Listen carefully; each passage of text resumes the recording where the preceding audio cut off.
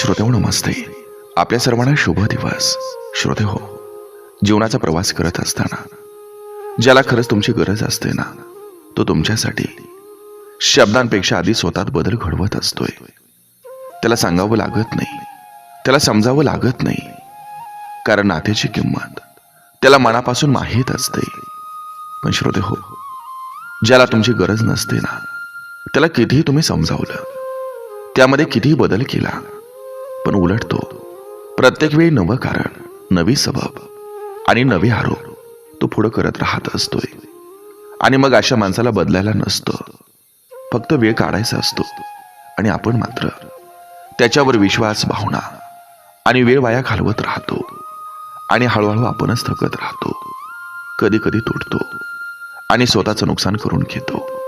श्रोते हो, पण त्या व्यक्तीला मात्र याची साधी जाणीव सुद्धा नसते. कारण ज्याला फरक पडतो ना, तोच बदलत असतो. बाकीचे फक्त बोलतात. वेळ हा सर्वात मौल्यवान असतोय, आणि तो चुकीच्या माणसावर खरंच खर्च करणं म्हणजे स्वतःवर अन्याय करणं असतंय. जिथं प्रयत्न एकतर्फी असतात, तिथं नातं नसतं, ती फक्त सवय असते. हे वेळेत समजलं तर आयुष्य खूप हलकं आणि शांत होऊन जातं. बघ, पटतंय का? पटलं तर नक्की विचार करा. चला, आज आपल्यासाठी सुंदर विचारांची ही शिदोरी, ही मालिका अशीच पुढे घेऊन आलोय. चला, करूया सुरुवात सुंदर विचारांना, सुंदर सुविचारांना.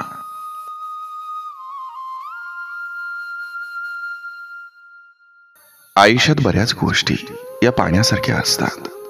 ओंजळीत येतात आणि क्षणात निष्ठून जातात. मग ते सुख असो किंवा दुःख, जीवनातील हर एक क्षण हातातून निष्ठून जाण्याआधी आनंदात घालवा. आयुष्यात योग्य ठिकाणी पोहोचण्यासाठी वेगापेक्षा दिशेला फार महत्व असतं. कारण जपणं आणि साठवणं यात फार मोठं अंतर आहे.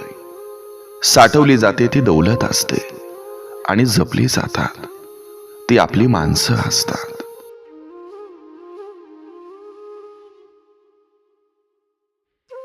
एखादी व्यक्ती एखाद्या कल्पनेसाठी मरतो, परंतु ती कल्पना त्याच्या मृत्यूनंतर 1000 जिवंती देईल. एखाद्याची सर्वात मोठी चूक म्हणजे त्याचं वास्तविक स्वरूप ओळखणं नाही, आणि केवळ आत्मज्ञान आत्मसात केल्यानं ते सुधारलं जाऊ शकतं. ज्या दिवशी तुम्ही हसला नाहीत, तो दिवस फुकट गेला असं समजा.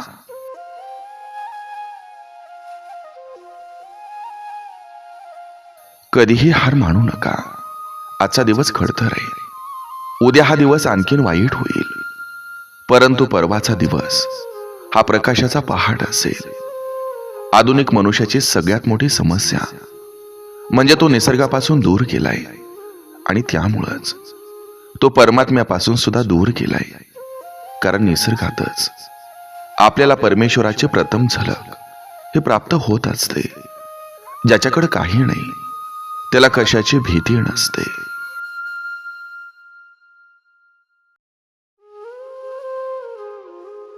मंडप किती भव्य असला तरी झालर घातल्याशिवाय त्याचं सौंदर्य खुलून दिसत नाही.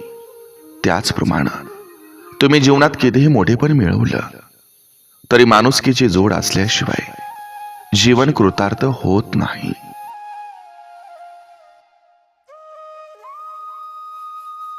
आटासानं जोपासलेला गर्व, दुसऱ्यानं भरलेलं कान आणि वैर भावना माणसाला अनेकदा हरवतात. जीवनात कोणतीही गोष्ट गरजेपेक्षा जास्त मिळाली की ती विष बनते. मग ते ताकद असो, गर्व असो, पैसा असो, ज्ञान असो किंवा भूक असो. स्वतःच्या नजरेमध्ये स्वतःला महान समजा. हे जग आपोआप तुम्हाला महान समजेल. बदला घेण्याची भावना हे मानव जातीची नैसर्गिक भावना आहे. आत्मा अमर असतो, त्याला अग्नी, शस्त्र आणि काळ सुद्धा नष्ट करू शकत नाही.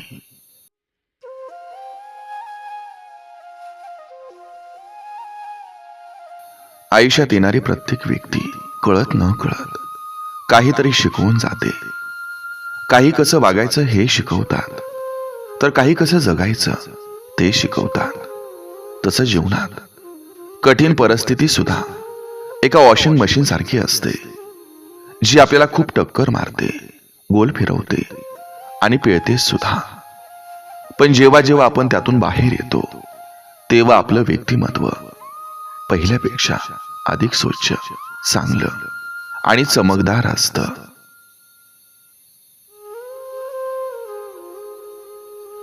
नम्रपणा हा गुण सर्व गुणापेक्षा जास्त किमती आणि मौल्यवान आहे. तो ज्याच्याकडे त्याच्या भोवती कितीही बलाढ्य स्पर्धक असले तरी तो आयुष्यात नक्की यशस्वी होतो.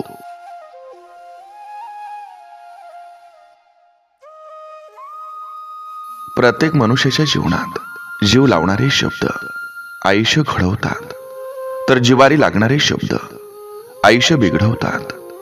शब्द प्रेम, प्रेरणा, यश, नाते, तसेच आयुष्यभर आणि आयुष्यानंतरही मनामनात जपणारी भावना देतात. शब्दांचं मोल जपलं की आपलं आयुष्यही अनमोल होतं.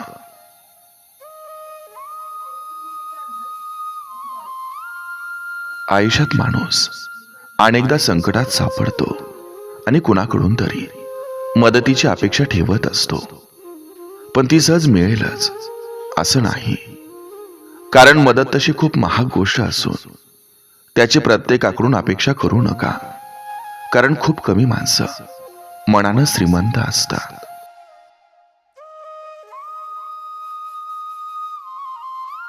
मैत्रीचे धागे कोळ्यापेक्षाही बारीक असतात, पण लोखंडाच्या तारेपेक्षाही मजबूत असतात. तुटले तर श्वासानेही तोडते, नाहीतर वज्रघातानेही तुटणार नाहीत.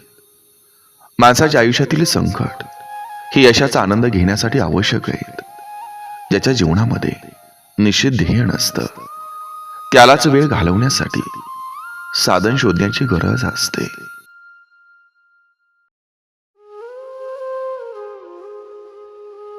संकट हा जगातील असा जादूगार आहे, जो एका क्षणात आपलं कोण परक कोण दाखवून देतो.